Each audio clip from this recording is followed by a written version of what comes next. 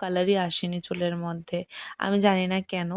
আর আমি এটার আসলে সত্যিই জানি না যে এটি এরকমভাবে আমাকে দেবে। সবাইকে দেখেছি আমি যে কিছু না কিছু একটা কালার আসে, কিন্তু আমার কোনো কালারই হয়নি। আমার ন্যাচারাল হেয়ার কালারে রয়ে গেছে।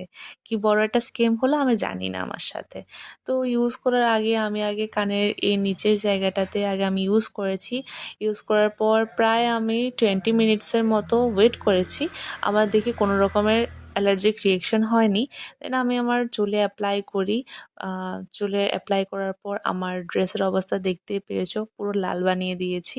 দেন আমি অনেকক্ষণ ওয়েট করি, প্রায় হাফ অ্যান আওয়ারের উপরে 40 মিনিটসের মতন ওয়েট করি। দেন আমি শাওয়ার নিই। দেখো আমার হেয়ারে কোনো রকমের কালার চেঞ্জ হয়নি। আমার মা তো ভীষণ খুশি যে আমার হেয়ার কালারের কোনো রকমের চেঞ্জেস আসেনি।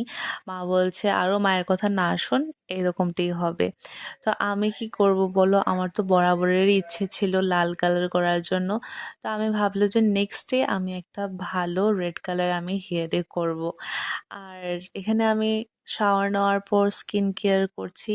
স্কিন কেয়ারে আমি এই টোনারটা আর এই সানস্ক্রিনটা ইউজ করছি। তো টোনারটা ইউজ করার পর কিছুক্ষণ শুকিয়ে যাওয়ার পর আমি এই সানস্ক্রিনটা ইউজ করছি। এখন আমি দ্য নিং ডট অ্যান্ড কির এই সানস্ক্রিনটা ইউজ করছি। এটাতে কোনো হোয়াইট কাস্ট নেই, আর এটা খুব একটা ভালো রেজাল্ট দিচ্ছে আমাকে। আমার এটা খুবই পছন্দের এখন। এই সানস্ক্রিনটা ইউজ করার পর ফেসে যে একটা গ্লো আসে, এটা ভীষণ ভালো লাগে দেখতে। এখানে আমার স্কিন কেয়ার শেষ করার পর পাখার নিচে বসে চুল শুকোচ্ছি। এতটা গরম যে চুল ছেড়ে পাখার নিচ থেকে সরাই যাচ্ছে না, এতটা পরিমাণে গরম। আর ওইদিকে মা শুয়ে শুয়ে ফোন দেখছে।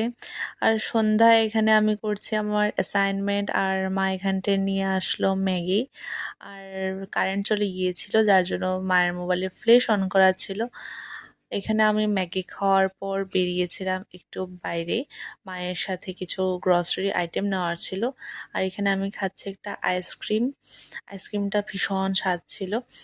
আর এখানে গ্রসারিতে আমাদের থাকবে ফার্স্টে মুড়ি তো থাকবেই, কারণ আমি আর মা মুড়ি খেতে ভীষণ ভালোবাসি, চানাচুর পেঁয়াজ সব কিছু দিয়ে মিশিয়ে। আর এখানে টিফিন ছিল কিছু।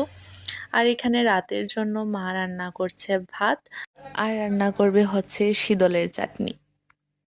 শীতলের চাটনি আমার অনেক দিন ধরে খাওয়ার ইচ্ছে হচ্ছিল, যার জন্য আজ বললো যে ঠিক আছে আজ বানিয়ে দেবে মা। আর এখানটায় মা পেঁয়াজ আর শীতল ভিজিয়ে রেখে দিয়েছে। আর এখানে আজকের ভিডিওটা এতটুকুই। দেখা হচ্ছে আরেকটা নতুন কোনো ভিডিওতে, ততক্ষণে সবাইকে জানাই টাটা।